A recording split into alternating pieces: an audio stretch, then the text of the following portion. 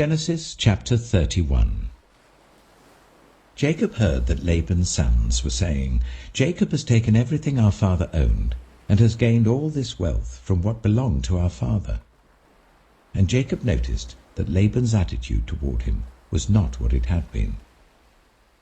Then the Lord said to Jacob, "Go back to the land of your fathers and to your relatives, and I will be with you." So Jacob sent word to Rachel and Leah to come out to the fields where his flocks were. He said to them, "I see that your father's attitude towards me is not what it was before, but the God of my father has been with me. You know that I've worked for your father with all my strength. Yet your father has cheated me by changing my wages 10 times. However, God has not allowed him to harm me. If he said, 'The speckled ones will be your wages,' then all the flocks gave birth to speckled young. And if he said, 'The streaked ones will be your wages,' then all the flocks bore streaked young. So God has taken away your father's livestock and has given them to me. In breeding season I once had a dream, in which I looked up and saw that the male goats mating with the flock were streaked, speckled, or spotted. The angel of God said to me in the dream, 'Jacob.' I answered, 'Here I am.' And he said, 'Look up and see that all the male goats mating with the flock are streaked, speckled, or spotted, for I have seen all that Laban has been doing to you. I am the God of Bethel, where you anointed a pillar and where you made a vow to me. Now leave this land at once and go back to your native land.' Then Rachel and Leah replied, 'Do we still have any share in the inheritance of our father's estate? Does he not regard us as foreigners? Not only has he sold us, but he has used up what was paid for us. Surely all the wealth that God took away from our father belongs to us and our children. So do whatever God has told you.' Then Jacob put his children and his wives on camels, and he drove all his livestock ahead of him, along with all the goods he had accumulated in Paddan Aram, to go to his father Isaac in the land of Canaan. When Laban had gone to shear his sheep, Rachel stole her father's household gods. Moreover, Jacob deceived Laban the Aramean by not telling him he was running away. So he fled with all he had, crossed the Euphrates River, and headed for the hill country of Gilead. On the 3rd day, Laban was told that Jacob had fled. Taking his relatives with him, he pursued Jacob for 7 days and caught up with him in the hill country of Gilead. Then God came to Laban the Aramean in a dream at night and said to him, "Be careful not to say anything to Jacob, either good or bad." Jacob had pitched his tent in the hill country of Gilead when Laban overtook him, and Laban and his relatives camped there too. Then Laban said to Jacob, "What have you done? You've deceived me, and you've carried off my daughters like captives in war. Why did you run off secretly and deceive me? Why didn't you tell me, so I could send you away with joy and singing to the music of tambourines and harps? You didn't even let me kiss my grandchildren and my daughters goodbye. You've done a foolish thing. I have the power to harm you. But last night the God of your father said to me, 'Be careful not to say anything to Jacob, either good or bad.' Now you have gone off because you long to return to your father's household. But why did you steal my gods?" Jacob answered Laban, "I was afraid, because I thought you would take your daughters away from me by force. But if you find anyone who has your gods, that person shall not live. In the presence of our relatives, see for yourself whether there is anything of yours here with me, and if so, take it." Now Jacob did not know that Rachel had stolen the gods. So Laban went into Jacob's tent, and into Leah's tent, and into the tent of the 2 female servants, but he found nothing. After he came out of Leah's tent, he entered Rachel's tent. Now Rachel had taken the household gods and put them inside her camel's saddle and was sitting on them. Laban searched through everything in the tent, but found nothing. Rachel said to her father, "Don't be angry, my lord, that I cannot stand up in your presence. I'm having my period." So he searched, but could not find the household gods. Jacob was angry and took Laban to task. "What is my crime?" he asked Laban. "How have I wronged you that you hunt me down? Now that you have searched through all my goods, what have you found that belongs to your household? Put it here in front of your relatives and mine, and let them judge between the two of us. I have been with you for 20 years now.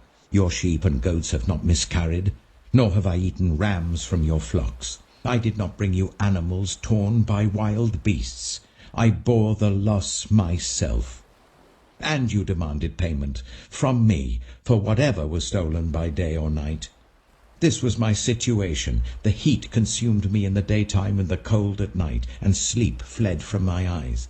It was like this for the 20 years I was in your household.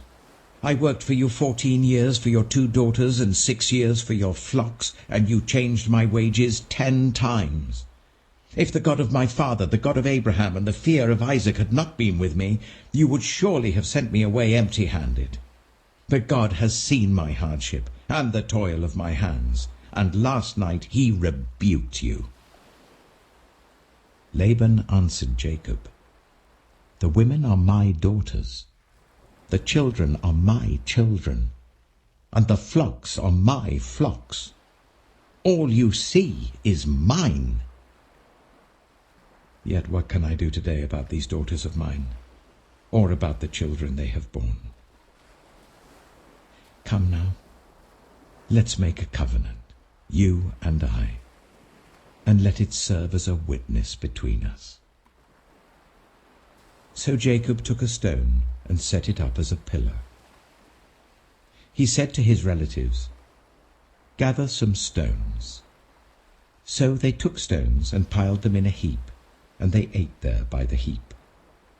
Laban called it Jegar-sahadutha, and Jacob called it Gilead. Laban said, "This heap is a witness between you and me today." That is why it was called Gilead.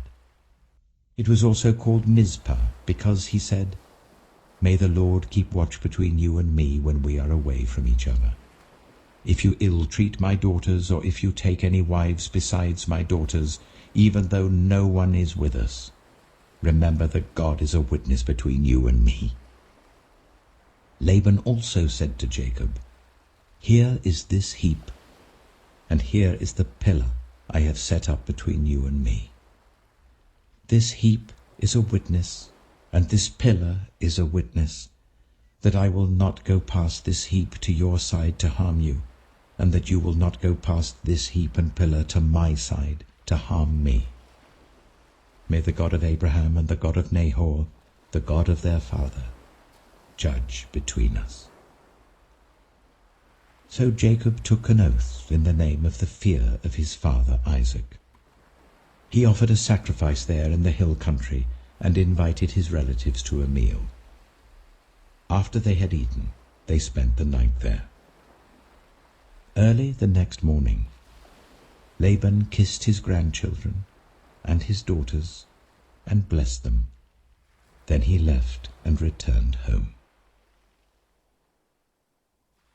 Mark chapter 2. A few days later, when Jesus again entered Capernaum, the people heard that he had come home. They gathered in such large numbers that there was no room left, not even outside the door, and he preached the word to them. Some men came, bringing to him a paralyzed man, carried by 4 of them. Since they could not get him to Jesus because of the crowd, they made an opening in the roof above Jesus, by digging through it, and then lowered the mat the man was lying on. When Jesus saw their faith, he said to the paralyzed man, "Son, your sins are forgiven." Now, some teachers of the law were sitting there, thinking to themselves, "Why does this fellow talk like that? He's blaspheming. Who can forgive sins but God alone?" Immediately Jesus knew in his spirit that this was what they were thinking in their hearts. And he said to them, "Why are you thinking these things? Which is easier, to say to this paralyzed man, 'Your sins are forgiven,' or to say, 'Get up, take your mat, and walk'? But I want you to know that the Son of Man has authority on earth to forgive sins." So he said to the man, "I tell you, get up, take your mat, and go home." He got up, took his mat, and walked out in full view of them all. This amazed everyone, and they praised God, saying, "We have never seen anything like this." Once again Jesus went out beside the lake. A large crowd came to him, and he began to teach them. As he walked along, he saw Levi, son of Alphaeus, sitting at the tax collector's booth. "Follow me," Jesus told him, and Levi got up and followed him. While Jesus was having dinner at Levi's house, many tax collectors and sinners were eating with him and his disciples, for there were many who followed him. When the teachers of the law, who were Pharisees, saw him eating with the sinners and tax collectors, they asked his disciples, "Why does he eat with tax collectors and sinners?" On hearing this, Jesus said to them, "It is not the healthy who need a doctor, but those who are ill. I have not come to call the righteous, but sinners." Now John's disciples and the Pharisees were fasting. Some people came and asked Jesus, "How is it that John's disciples and the disciples of the Pharisees are fasting, but yours are not?" Jesus answered, "How can the guests of the bridegroom fast while he is with them? They cannot, so long as they have him with them. But the time will come when the bridegroom will be taken from them, and on that day they will fast. No one sews a patch of unshrunk cloth on an old garment. Otherwise the new piece will pull away from the old, making the tear worse. And no one pours new wine into old wineskins. Otherwise the wine will burst the skins, and both the wine and the wineskins will be ruined. No, they pour new wine into new wineskins." One Sabbath, Jesus was going through the cornfields, and as his disciples walked along, they began to pick some ears of corn. The Pharisees said to him, "Look, why are they doing what is unlawful on the Sabbath?" He answered, "Have you never read what David did when he and his companions were hungry and in need? In the days of Abiathar the high priest, he entered the house of God and ate the consecrated bread, which is lawful only for priests to eat, and he also gave some to his companions. Then he said to them, 'The Sabbath was made for man, not man for the Sabbath. So the Son of Man is Lord, even of the Sabbath.'"